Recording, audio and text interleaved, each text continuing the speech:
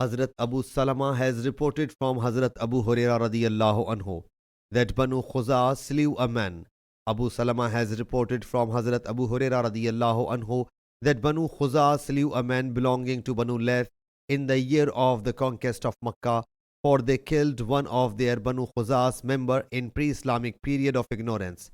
Allah's Apostle sallallahu alaihi wasallam thereupon got up and said, Allah Jalla Jalaluhu held the elephant back from Makkah Mukarramah and established the supremacy of his Apostle sallallahu alaihi wasallam and the Muslims over them. Beware, it was not declared a lawful place for killing for anyone before me, nor will it be made a lawful place for killing after me.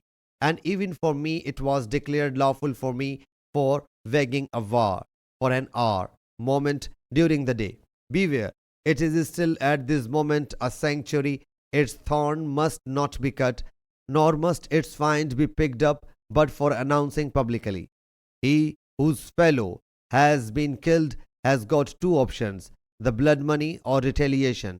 A man from Yemen called Abu Shah thereupon got up and submitted. O Allah's Apostle sallallahu alaihi wasallam, write it down for me. Allah's Apostle sallallahu alaihi wasallam thereupon said, write it for Abu Shah. Then a man from the Quraysh got up and submitted. O Allah's Apostle sallallahu alaihi wasallam, grant exception in case of izkhir grass, for we use it in our houses and for graves as well. Allah's Apostle sallallahu alaihi wasallam said, except izkhir.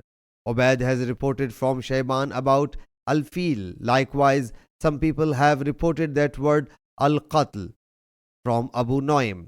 Ubaidullah has said, or retaliation will be taken for the inheritors of the slain. Sahih Bukhari Hadith number 6880.